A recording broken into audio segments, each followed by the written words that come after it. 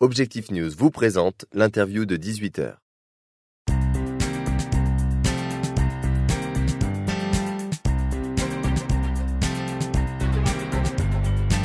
Bonsoir à tous et bienvenue sur objectifnews.tv pour l'interview de 18h. J'ai le plaisir de recevoir ce soir Nathalie Madère. Bonsoir. Bonsoir. Vous êtes maître de conférence en droit public à l'université Toulouse 1 Capitole et vous êtes spécialisée en droit des collectivités territoriales et responsable pédagogique d'une nouvelle formation destinée aux élus locaux qui s'intitule le kit de survie de l'élu local, organisé par l'université Toulouse 1 Capitole en partenariat avec l'IEP de Toulouse. Présentez-nous cette nouvelle formation au titre plutôt original. Oui, absolument. Le kit de survie donc, de l'élu local en partenariat avec l'IEP de Toulouse. En effet, le kit de survie, c'est un cycle de formation au format tout à fait original qui a été agréé par le ministère de l'Intérieur après avis du Conseil national des élus locaux. Et donc, c'est véritablement un label de compétences délivré par l'université Toulouse 1 Capitole. Avec un objectif très simple. Sur ce format original, donc décliné en 9 jours ou 12 jours, donner à l'élu une culture générale du droit, donner à l'élu des réflexes juridiques pour pouvoir appréhender la mission de l'élu local qui est évidemment de plus en plus difficile. Le contexte local, bien sûr, a évolué.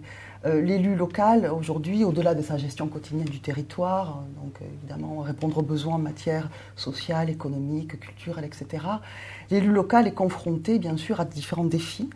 De plus en plus dans un contexte contraint, des transferts de compétences très importants, un maquis juridique autour de lui très important, de nombreuses lois, de nombreux règlements, une inflation normative évidemment qui pèse sur lui, des demandes des administrés complexes, contradictoires, et puis surtout un risque juridique.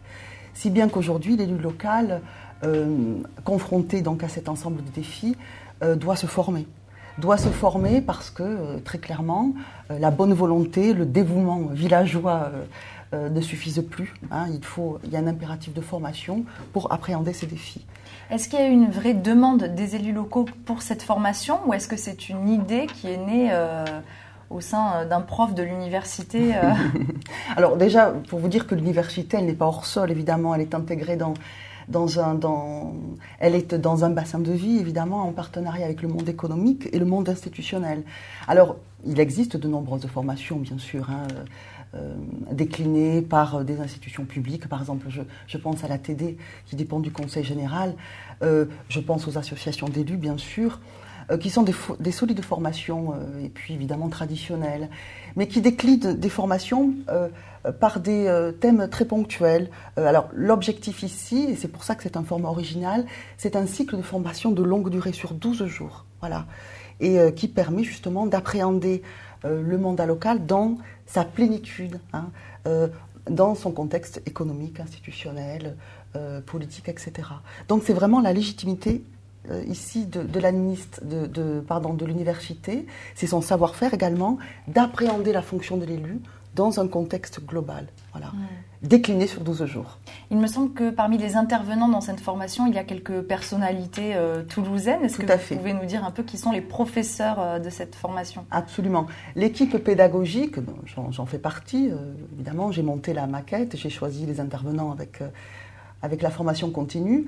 L'équipe pédagogique, elle est composée bien sûr d'universitaires, mais également des professionnels, tous experts dans le champ de leur discipline.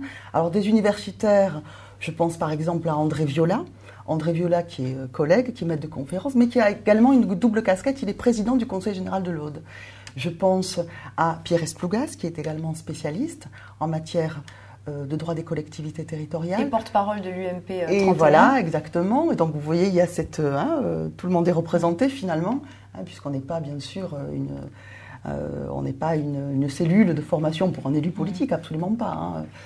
Assis sur notre statut de neutralité, l'université évidemment, à différents intervenants. Je pense par exemple à Grégory Kelflech, qui est professeur spécialiste en urbanisme, à Vincent Dussart, spécialiste en finance, etc. etc.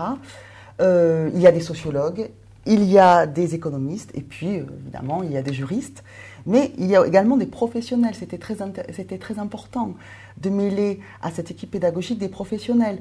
Il y a par exemple un module communication. Là, il nous a semblé évidemment qu'il était très opportun d'inviter Jean-Christophe Gisberg pour venir assister les élus dans la stratégie de leur communication.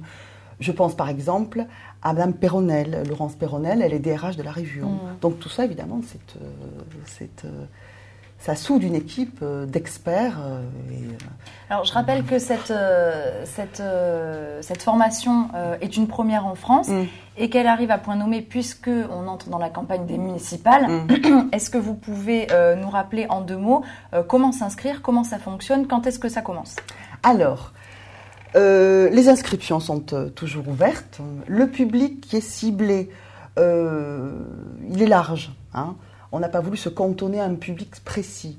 Ce sont bien sûr les élus des conseils municipaux, les décideurs publics, quels qu'ils soient, dans les communes, dans les départements, dans les régions et puis également dans les intercommunalités. Et ça commence quand ? Ça commence à partir du 18, la semaine prochaine, donc le 18 septembre. Et évidemment, avec un déroulé sur 6 mois jusqu'à mars. Merci beaucoup Nathalie Madère d'avoir été notre invitée ce soir.